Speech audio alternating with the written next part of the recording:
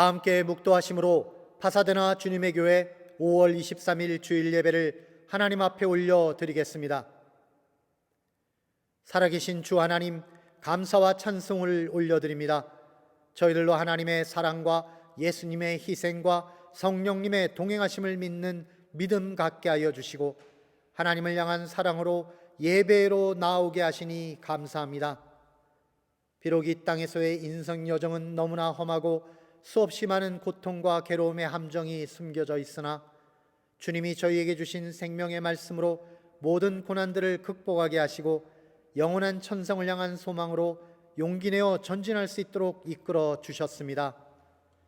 이 시간 주 앞에 찬송과 경배를 올리오니 주님 홀로 영광 받으시고 우리의 드리는 간절한 기도와 요청에 응답하여 주옵시고 주님의 은혜로운 말씀으로 저희들의 심령에 하늘의 평안을 내려 주시옵소서.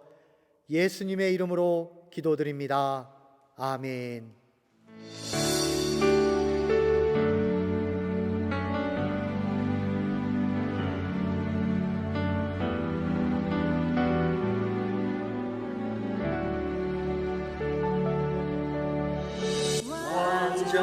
완전하신 나의 주, 그의 길로 날 인도하소서. 행하신 모든 일 주님의 영광 다 경배합니다.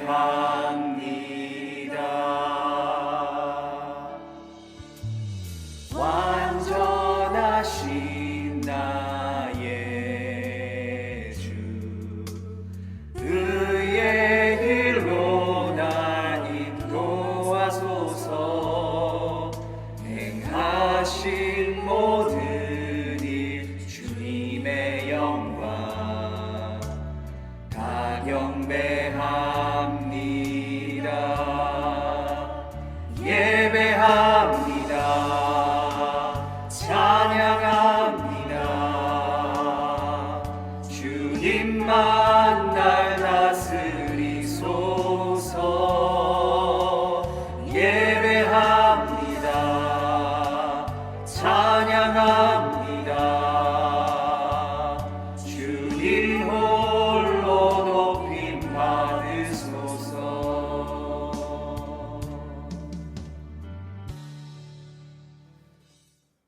이 시간 교동문 52번 시편 119편을 저와 여러분이 한 목소리로 봉독하여 올리겠습니다. 청년이 무엇으로 그의 행실을 깨끗하게 하리이까? 주의 말씀만 지킬 따름이니이다. 내가 전심으로 주를 찾았사오니 주의 계명에서 떠나지 말게 하소서. 내가 주께 범죄하지 아니하려 하여 주의 말씀을 내 마음에 두었나이다. 찬송을 받으실 주 여호와여, 주의 율례들을 내게 가르치소서. 내가 주의 법도들을 작은 소리로 읊조리며 주의 길들에 주의하며 주의 율례들을 즐거워하며 주의 말씀을 잊지 아니하리이다. 주의 법이 나의 즐거움이 되지 아니하였다면 내가 내 고난 중에 멸망하였으리이다. 내가 주의 법도들을 영원히 잊지 아니하오니 주께서 이것들 때문에 나를 살게 하심이니이다. 나는 주의 것이오니 나를 구원하소서. 내가 주의 법도들만을 찾았나이다. 악인들이 나를 멸하려고 엿보오나 나는 주의 증거들만을 생각하겠나이다. 내가 보니 모든 완전한 것이 다 끝이 있어도 주의 계명들은 심히 넓으니이다. 내가 주의 법을 어찌 그리 사랑하는지요. 내가 그것을 종일 작은 소리로 읊조리나이다. 아멘.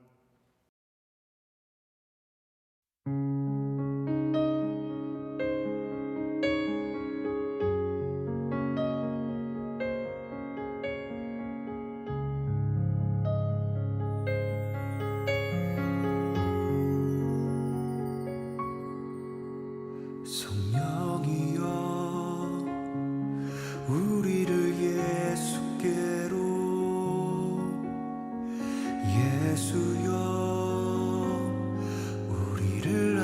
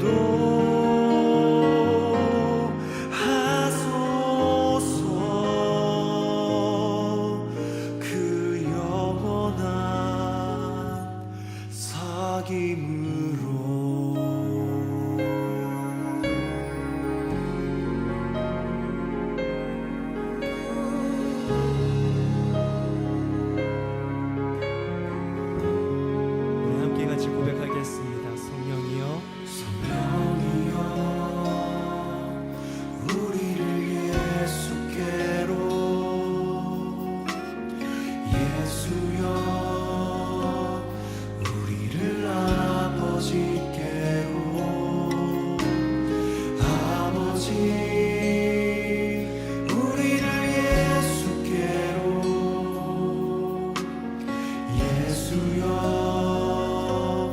우리를 성령께로 성령이여 성령이여 우리를 예수께로 예수여 우리를 아버지께로 아버지 우리를 예수께로 예수여 우리를 한 번 더 고백하겠습니다. 성령이여 성령이여 우리를 예수께로 예수여 예수여 아버지 아버지께로 아버지 아버지 오 예수 우리를 예수께로 예수여 예수여 우리를 주님 우리를 인도하여 주십시오.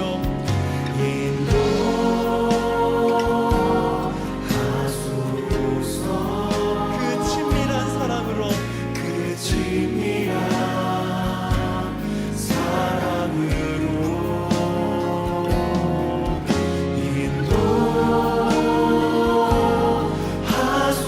인도하소서 그 영원한 주님 우리를 인도하여 주십시오. 그 친밀한 사랑으로 인도하소서 연약한 가운데 있는 우리를 그 친밀한 사랑으로 인도하여 주십시오.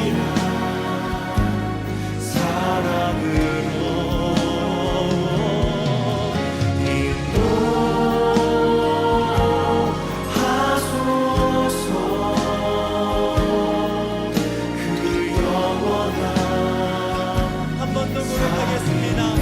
인도하여 주십시오. 나를 인도하소서. 그 영혼의 사기 그 성령의 사기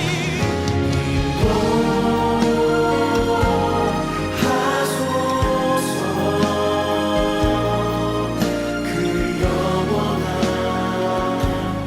사귐으로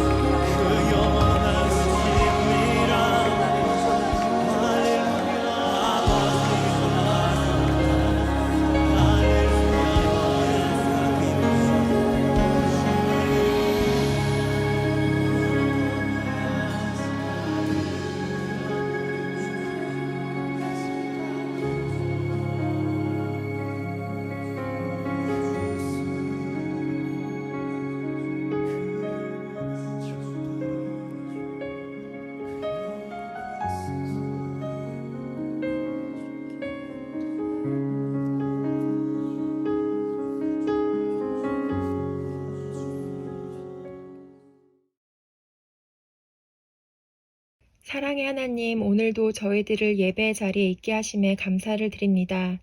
지난 한 주간도 저희 안에 내주하시는 성령님의 인도하심과 보호하심 속에 각자의 삶을 잘 살 수 있게 하심에 감사를 드립니다.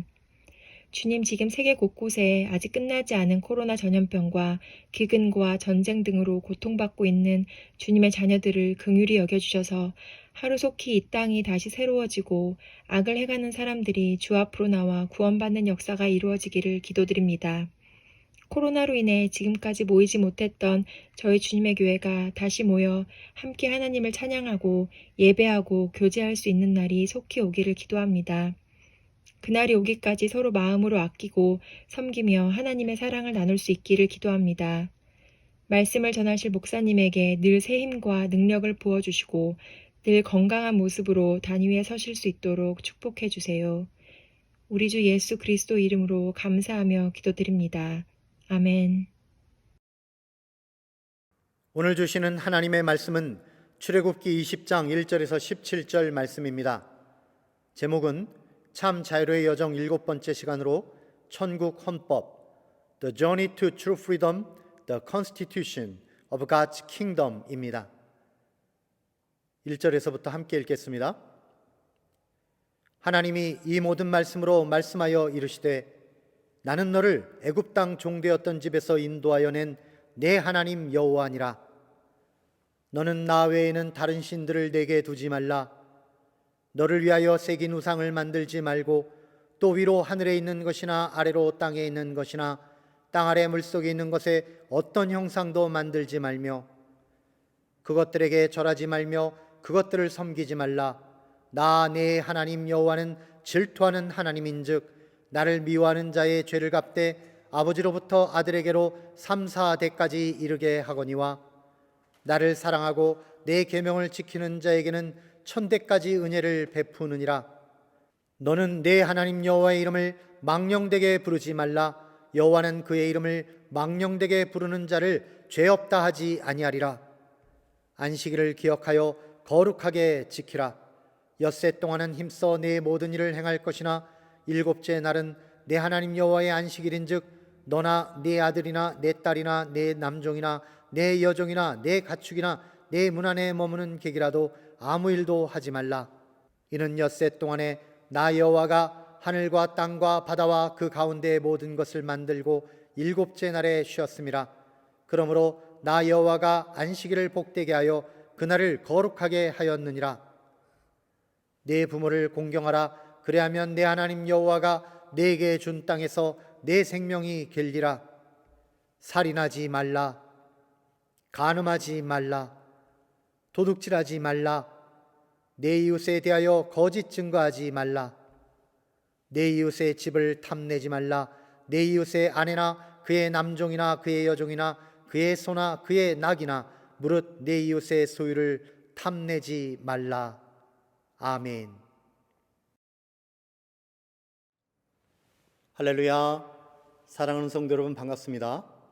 오늘도 하나님의 말씀을 통해서 이 어렵고 힘든 시기를 잘 통과하여 참된 기쁨과 자유를 향해 계속해서 달려나가는 저와 여러분 다 되시기를 주님의 이름으로 축원드립니다. 오늘 말씀의 제목은 참된 자유로의 여정 7번째 시간으로 천국 헌법 The Journey to True Freedom, The Constitution of God's Kingdom입니다. 저는 영화를 좋아합니다. 그 중에서도 가장 감명 깊게 보았던 영화 중에 하나는 멜 깁슨 주연의 스코틀랜드 독립 운동을 그린 영화 Brave Heart입니다. 이 영화의 마지막 장면에서 주인공 윌리엄은 영국 군대에게 사로잡히면서 많은 사람들이 모인 가운데에서 공개적으로 사형 집행을 당합니다. 마지막 형장의 이슬로 사라지기 전에 주인공은 freedom, 곧 자유라고 크게 외치고 죽음을 맞이합니다. 주인공은 자신이 그렇게 비참하게 죽임을 당하더라도 자신의 민족이 참된 자유를 누리기를 그토록 원했던 것입니다. 저는 이 장면을 보았을 때 나도 모르게 눈에서 뜨거운 눈물이 흘러내리는 것을 느꼈습니다. 오래전 영화이기는 하지만 지금도 이 장면을 생각하면 감동의 여운이 남아 있어서인지 아직도 가슴이 울컥할 때가 있습니다. 그리고 프리덤이라고 외친 이 윌리엄의 마지막 말을 상기할 때마다 제 마음속에서도 프리덤 하고 크게 외치는 소리가 들려오는 것을 느낍니다. 우리 교회가, 우리 민족이, 그리고 모든 인류가 참된 자유를 누리게 되는 그날이 속히 오기를 바라는 마음의 소리인 것입니다. 우리 모두가 우리 구주이신 예수 그리스도 안에서 참된 자유를 누리게 되기를 진심으로 소망하는 마음속 외침인 것이죠. 그렇다면 우리 인류는 어떻게 모두가 하나님의 나라에 참여하고 그리스도 안에서 참된 자유를 누릴 수 있게 될까요? 우리 모두가 참된 자유를 누리기 위해서는 먼저 그 자유를 담아낼 수 있는 그릇이, 큰 그릇이 마련돼야 합니다. 그릇의 크기에 따라서 그 그릇에 담기는 내용물의 크기도 좌우되기 때문입니다. 예를 들어 물고기를 물속에 풀어줄 때 작은 어항에 담게 되면요, 그 물고기가 가지는 자유는 그 어항의 작은 크기에 제한되게 마련입니다. 하지만 물고기가 큰 강물이나 저 바다라고 하는 거대한 그릇에 담겨 있을 때에는 그 물고기는 자신이 가질 수 있는 최대의 자유를 누릴 수 있게 되는 것입니다. 그러나 만일 물고기가 진짜 자유를 얻겠다면서 자신이 거할 물그릇 자체를 깨뜨리거나 혹은 물 밖으로 나와 버린다면 그것은 자유라기보다는 오히려 죽음의 속박 안에 갇히게 될 뿐인 것이죠. 이와 같이 사람도 참된 자유를 누리려면 어떻게 해야 할까요? 참된 자유의 삶을 담아낼 수 있는 큰 그릇 안에 거해야 합니다. 그리고 그 그릇의 이름은 법, 특별히 헌법이라고 불릴 수 있습니다.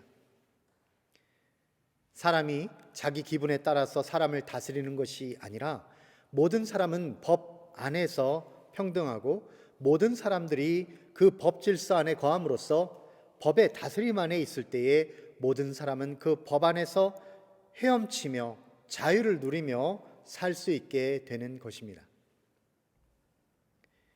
제가 즐겨 듣는 유튜브 방송 중에 지구본 연구소라는 방송이 있습니다.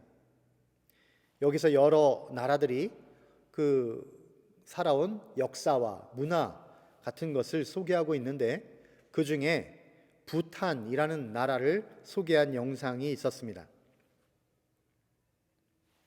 부탄은 왕이 다스리는 나라로서 왕이 곧 법이었고 모든 국민들은 대대로 왕을 존경하며 사랑하였기 때문에 이 나라에는 법이 특별히 필요하지 않았습니다. 현재 있는 왕과 그 부왕조차도 사랑받고 존경받는 인물이었지만 그들은 이런 생각을 하였습니다. 즉, 자신들은 국민들을 행복하게 하는 행복 정치를 펼치지만 혹시라도 후대를 이을 왕이 폭군이거나 국민들을 못 살게 굴면은 나라의 존립이 위태롭게 되고 국민들의 행복은 한순간에 물거품이 될 것이다 라는 그런 걱정을 하게 된 것입니다. 그리하여 그들은 자신들이 가지는 왕으로서의 모든 권력을 내려놓고 전제 군주제였던 부탄을 입헌 군주제로 바꾸기로 결심한 것입니다. 그리하여 현재 부탄의 왕인 5대 왕, 지금의 케사르 남기엘 왕축이라고 하는 왕으로부터는 나라의 헌법을 만들고 국민들이 투표에 참여하도록 독려하며 민주국가로 만들어서 절대 왕권을 최초로 입헌 군주국으로 바꾸어 버리게 된 것입니다.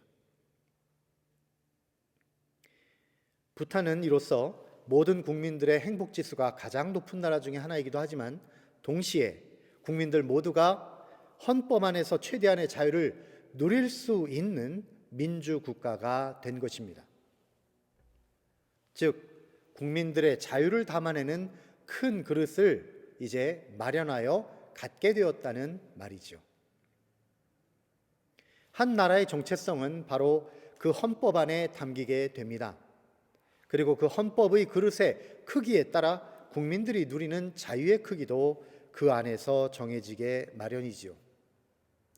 그렇다면 하나님 나라의 백성들은 어떠한 헌법 안에 거하게 될까요? 그리고 하나님 나라의 헌법은 어느 정도의 크기를 가지고 있을까요? 하나님 나라 백성들이 거하는 그릇, 곧 하나님 나라의 헌법은 바로 하나님의 율법, 보다 구체적으로 말하면 십계명이라고 하겠습니다. 그리고 그러한 십계명은 사람이 사람으로서 최대한의 자유, 곧 참된 자유를 누리게 하는 진정한 법이 되는 것이죠. 이것이 바로 진정한 하나님 나라의 법, 십계명이 사람의 자유를 담아내는 가장 크고 좋은 그릇이다라는 것입니다. 그렇다면 이러한 십계명을 대표로 하는 하나님의 율법이 이스라엘 백성들에게 처음 반포되던 당시의 상황은 어떤 상황이었을까요? 그 시대적 배경을 잠시 살펴봅니다. 이제 시내산 앞 광야에 진을 치고 하나님 나라의 기초를 다지는 이스라엘 백성들은요, 이제 하나님 율법에 따라 다스림을 받게 되었습니다. 하지만 문제가 한 가지 있었지요. 그 법을 하나님께로부터 직접 들어서 그 내용을 잘 알고 이해하고 그 법대로 다스릴 수 있는 사람은 현재 오직 모세 한 사람뿐이었다는 사실입니다. 이것은 큰 문제였습니다. 왜냐하면 모든 사람이 크든 작든 무슨 문제만 생기면 무조건 모세 앞으로 찾아와서 하나님의 법에 따라 이 문제를 재판해 주십시오라고 요청을 했지 않겠습니까? 그리고 모세 한 사람이 그러한 수백만 명의 이스라엘 사람들의 모든 문제를 다 판결할 수는 없었다는 것이 큰 문제였다는 것입니다. 그럼 모세는 어떻게 해야 하겠습니까? 이 문제를 해결할 길은 딱 하나였습니다. 그것은 자격이 있는 지도자들을 많이 뽑아서 그들로 하나님의 말씀을 배우게 하고 그 말씀의 법에 따라서 실생활에 적용을 하며 그 헌법에 따라서 이스라엘 백성들을 다스리게 하는 것입니다. 이스라엘 백성들은 그동안 수백 년 동안을 애굽의 문화와 가치와 애굽에서의 생활 방식에 젖어서 살았습니다. 애굽이란 어떤 나라였습니까? 돈과 권력을 중시했고 자신들의 이익을 위해서 다른 민족을 노예로 삼는 일을 거리낌 없이 자행한 자들입니다. 또한 애굽의 압제 아래서 노예 생활을 하던 이스라엘 백성들은요, 그 이스라엘 백성들의 몸에는 자유인의 자부심보다는 노예 근성이 아직까지 그 몸에 배어 있었던 것이죠. 그러나 그들에게는 이제 하나님 나라의 헌법인 십계명이 주어지게 된 것입니다. 그들은 이 십계명을 마음에 새기고 그 머리와 손에 가지고 다니면서 하나님 나라의 헌법이 다스리는 나라, 참된 자유가 있는 나라의 자유인으로 당당하게 살게 된 것입니다. 우리가 살아가는 이 세상에는요, 사실 두 개의 나라가 있습니다. 하나는 탐욕의 나라요, 하나는 사랑의 나라입니다. 우리는 본래 날 때부터 이 탐욕의 나라 백성으로 살아왔기 때문에 우리의 본성 속에 그 탐욕이 늘 있어 왔습니다. 그러나 이제 예수 그리스도를 믿음으로 우리는 사랑의 나라 백성이 된 것입니다. 그렇다면 우리는 이제 더 이상 탐욕의 나라의 불법을 행하는 자들이 아니라 사랑의 나라의 헌법을 지켜나가는 자들이 된 것입니다. 때때로 그 법이 우리의 본성과 달라서 지키고 싶지 않을 때가 있겠지요. 하지만 우리는 하나님 나라의 헌법을 지키고 또한 그것을 지켜내려고 애쓸 때에만 그 나라 백성답게 살 수가 있게 되는 것입니다. 우리 크리스찬들도 그러므로 하나님 나라의 헌법인 이 십계명을 반드시 지켜야 하는 것이죠. 뿐만 아니라 그 십계명 속에 들어있는 진정한 율법의 정신을 우리가 바르게 이해함으로써 몸으로만 지켜내는 것이 아니라 우리 마음으로도 우리 중심으로도 십계명을 정확히 지켜내야 하는 것입니다. 그렇다면 그 십계명 속에 들어있는 율법의 정신, 그 참된 정신은 무엇입니까? 그것을 예수님께서 이렇게 정리하여 말씀하여 주셨습니다. 마태복음 22장 37절에서 40절의 말씀입니다. 예수께서 이르시되 내 마음을 다하고 목숨을 다하고 뜻을 다하여 주 너의 하나님을 사랑하라 하셨으니 이것이 크고 첫째 되는 계명이요 둘째도 그와 같으니 내 이웃을 내 자신같이 사랑하라 하셨으니 이 두 계명이 온 율법과 선지자의 강령이니라. 하나님 나라의 헌법의 정신은 곧 예수님이 말씀하신 그대로 하나님 사랑, 이웃 사랑입니다.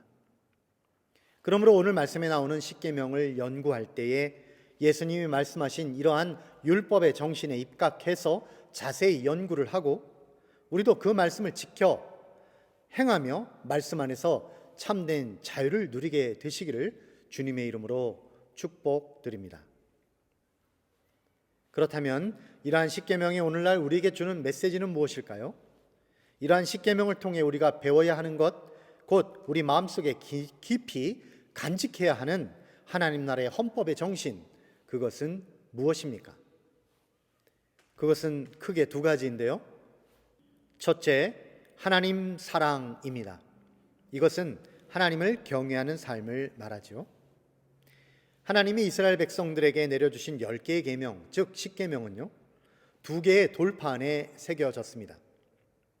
첫째부터 넷째까지의 계명들은 모세가 들고 있었던 이 2개의 돌판 중에서 첫 번째 돌판에 새겨져 있던 것으로서 우리가 하나님과의 관계를 어떻게 하면서 살아가야 하는지를 가르쳐 줍니다. 그 4가지 계명은 다음과 같습니다.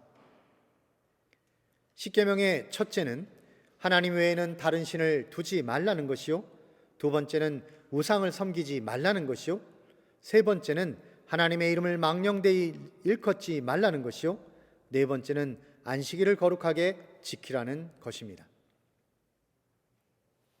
이 첫 번째 돌판에 새겨진 계명이 뜻하는 것은 우리가 오직 하나님만을 마음을 다하고 뜻을 다하고 정성을 다하여 사랑하라 하는 말씀입니다. 또한 진실로 하나님만을 경외하면서 살아가는 것이죠.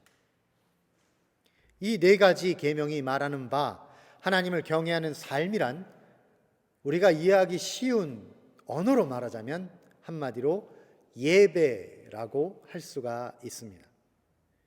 우리의 인생 전체가 모두 우리를 지으신 창조주 하나님, 우리를 죄로부터 구원하시는 구주 하나님께 다 드리는 예배하는 삶이 되어야 한다라는 것입니다.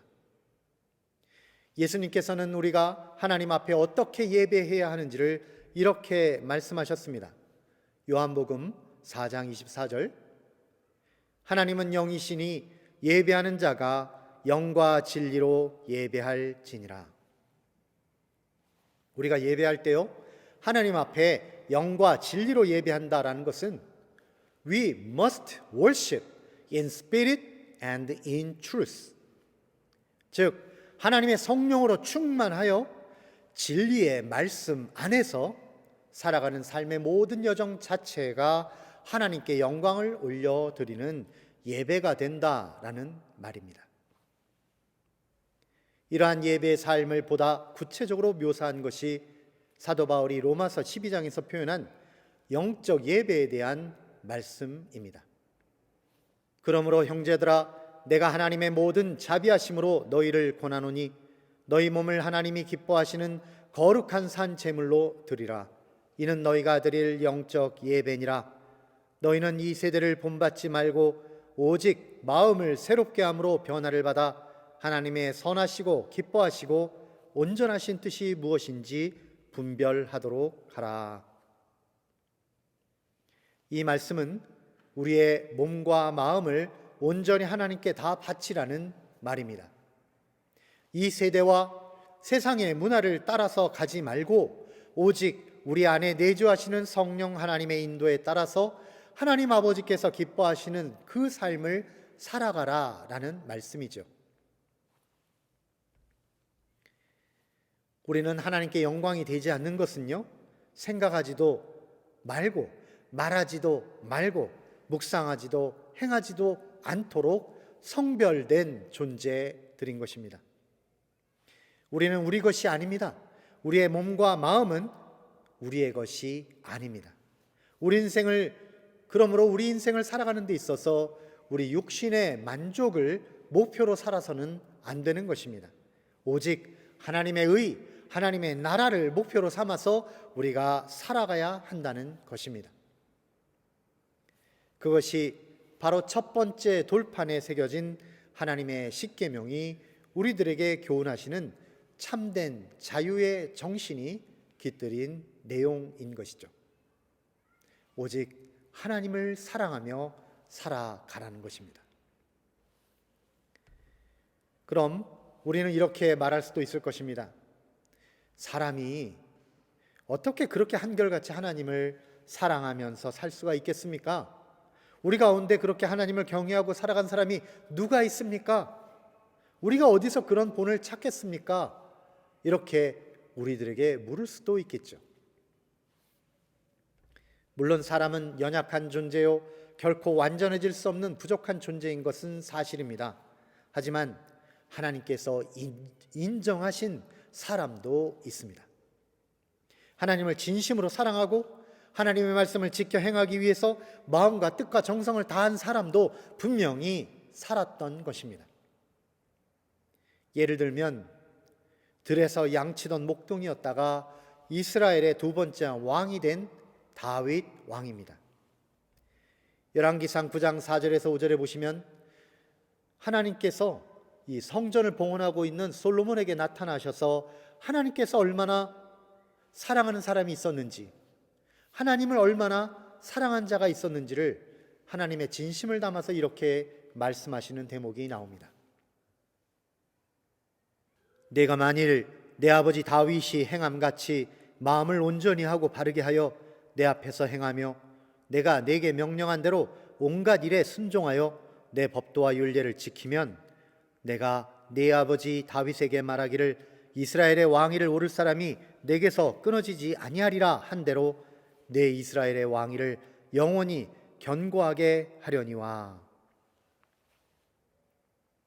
하나님께서는 우리가 다윗이 행함같이 하나님 앞에 마음을 온전히 하고 바르게 하여 항상 하나님 앞에서 행하며 하나님께서 명령하신 법도와 율례를 지키라고 말씀하십니다. 다윗도 비록 범죄한 경력이 있는 사람이요 약점이 있는 사람입니다마는 그가 하나님 앞에서 어떤 마음으로 살아왔는가 하는 것을 하나님께서는 인정해 주신 것이고, 하나님은 다윗을 우리의 삶의 모범으로 제시해 주신 것입니다.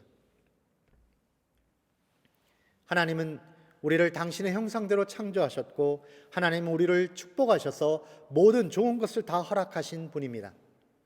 하나님 아버지께서는 우리가 하나님 나라의 백성이요 하나님의 자녀로서 충만한 삶을 살기를 원하십니다. 그러므로 하나님이 주신 이 계명대로 우리는 오직 마음을 다하고 뜻을 다하고 정성을 다하여 오직 하나님만을 사랑하며 하나님을 진심으로 경외하며 우리의 인생 전체를 통하여 예배하며 살아가는 저와 여러분 다 되시기를 우리 주 예수님의 이름으로 간절히 축원드립니다.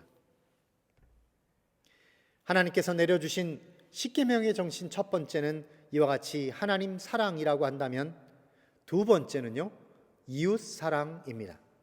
이것은 세상과 구별된 거룩한 삶을 살아가라는 말씀입니다.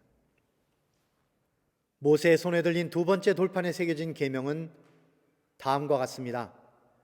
십계명의 다섯 번째는 부모를 공경하라는 것이요, 6번째는 살인하지 말라는 것이요, 7번째는 간음하지 말라, 8번째는 도둑질하지 말라, 9번째는 거짓 증거하지 말라, 10번째는 남의 것을 탐내지 말라는 것입니다. 이러한 6가지의 계명을 다시 3가지로 구분하여 그 계명 속에 들어있는 이웃사랑의 정신이 무엇인지를 설명드리겠습니다. 첫 번째는 부모 공경에 대해서 상고해 봅시다.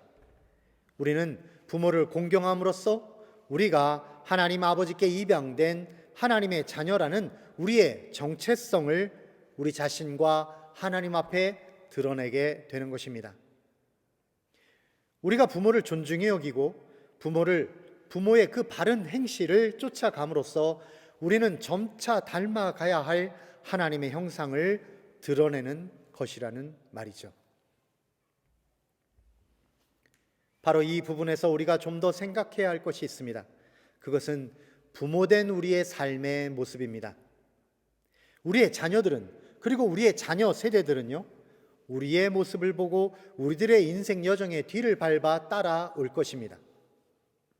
그러므로 우리는 하나님 아버지의 온전하신 것 같이 우리도 온전한 삶을 살아서 우리의 뒤를 따라오는 우리의 자녀들에게 부끄러움 없는 인생을 살아야 하는 것입니다. 옛 현인의 19절에도 이런 글이 있죠. 눈 덮인 들판을 걸을 때 함부로 걷지 마라. 오늘 내 자취는 뒷사람의 길이 되리니. 우리가 하나님 말씀을 잘 따르고 하나님 말씀 따라 자유의 인생을 살아갈 때에 우리를 따라오는 우리의 자녀, 다음 세대들도 그와 같이 살 수 있게 될 줄로 믿습니다. 두 번째는 살인과 간음과 도둑질에 대해서 생각해 봅시다. 그것은 모두 다른 사람들에게 해를 가하는 악한 행위입니다. 사람은 누구나 하나님의 형상을 따라서 지음받은 존재이지요, 존중받아야 할 지구상에서 가장 소중한 존재입니다. 그런 하나님의 사랑으로 피조된 사람을요, 미워하고 죽이고 배신하고 간음하고 자기 쾌락을 위해서 이용하고 그 소유를 빼앗는 일들은 참으로 저주받아 마땅한 악한 일들인 것입니다. 하나님께서 그러한 악인들을 그냥 놔두실 수가 없는 것이죠. 하나님은 반드시 그러한 악인들을 심판하십니다. 그러므로 하나님은 우리에게 살인과 간음과 도둑질에 가담하지 말라고 경고해 주신 것이죠. 우리는 오히려 하나님의 형상으로 창조된 존귀한 사람들을 진심으로 사랑하고 그들을 섬기고 돕고 그들이 인간답게 살 수 있도록 그 인생길을 인도해 주어야 하는 것입니다. 그 일은 심지어 상대방이 우리에게 불의를 행하고 상처를 입힌 사람에게도 마찬가지입니다.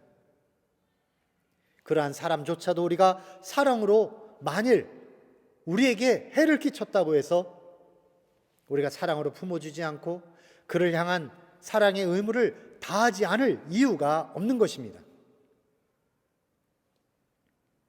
사람들의 악함을 곱씹으면서 그들에게 저주를 주지 말고 그들에게 있는 하나님의 형상을 생각해야 합니다.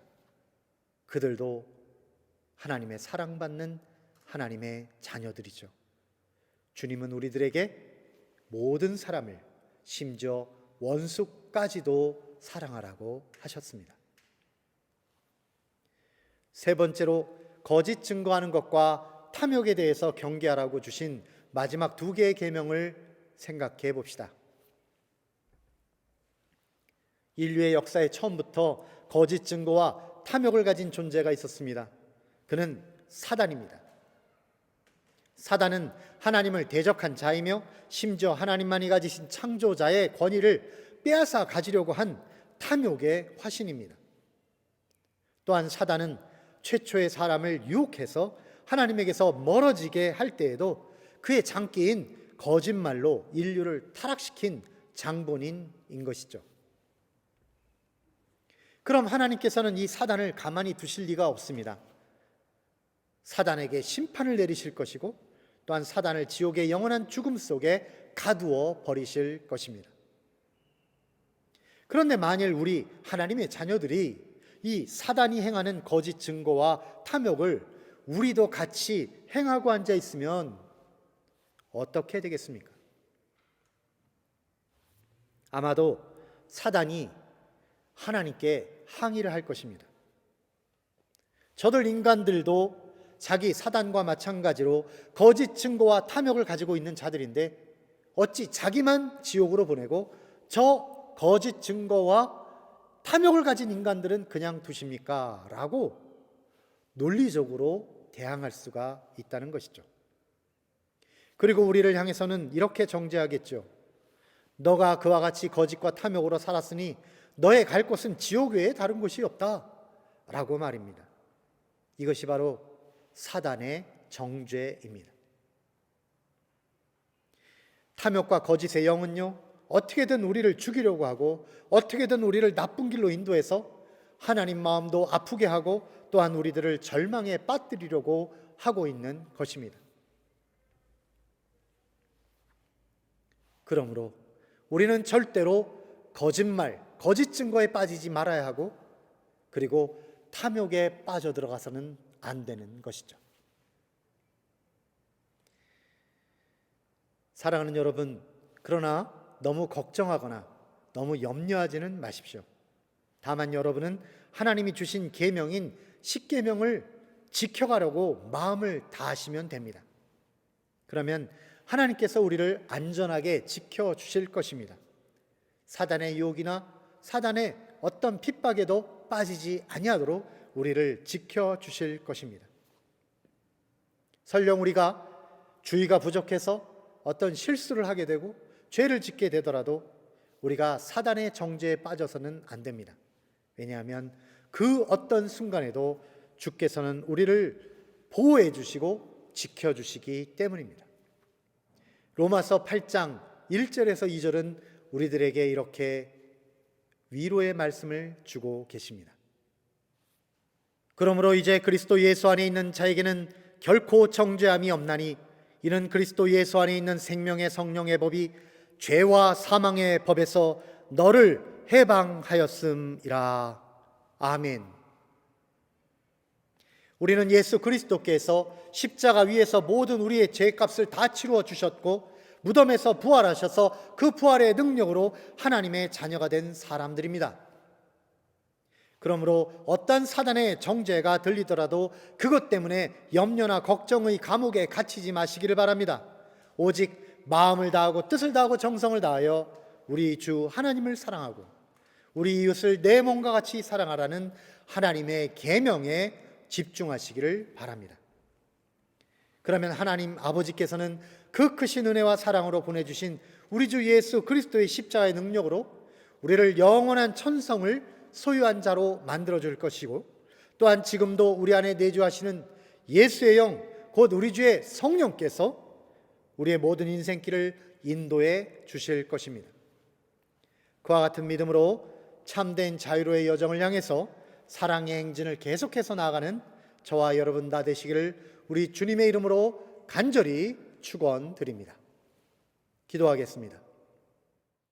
살아계신 하나님 아버지, 하나님 나라 백성들에게 십계명을 내려주시고 그 계명을 저희가 지켜갈 수 있도록 성령으로 충만하게 하시니 감사합니다. 우리들에게 참된 자유의 여정의 삶의 본이 되어주신 주 예수님의 뒤를 따를 수 있도록 저희들의 심령에 감동하여 주시옵소서. 하나님의 사랑하신 다윗처럼 진실로 평생을 오직 하나님만을 사랑하며 살도록 저희들을 지켜 보호하여 주시옵소서.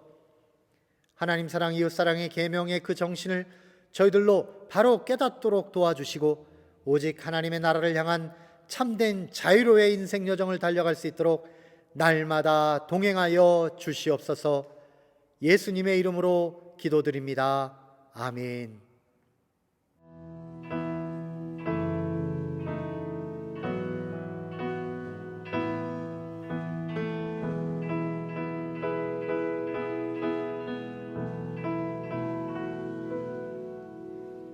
내 마음에 주를 향한 사랑이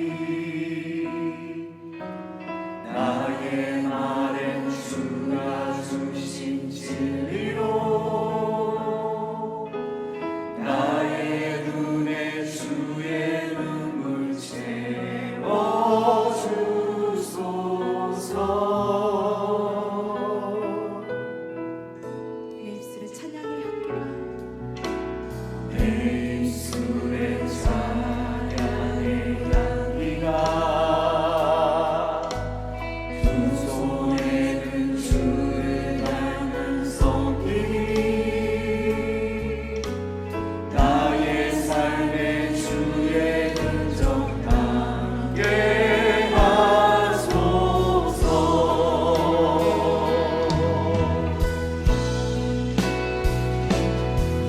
하나님의 사랑이 영원히 함께하니 십자가의 길을 걷는 자에게 순교자의 삶을 사는 이에게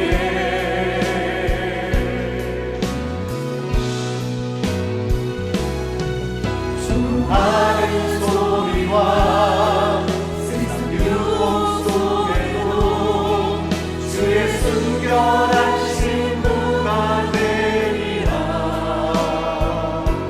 내 생명 주님께 드리리.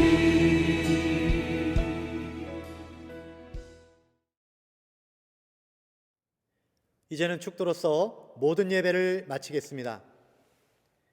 이제는 우리 주 예수 그리스도의 은혜와 하나님 아버지의 사랑하심과 성령님의 내주 역사 동행하심이 하나님 나라의 헌법인 십계명의 정신을 따라 하나님 사랑, 이웃 사랑의 삶을 살아가기를 소망하는 사랑하는 주님의 교회 모든 성도들 머리 위에 이제로부터 영원토록 함께 하시기를 살아계신 예수님의 이름으로 간절히 축원하옵나이다. 아멘.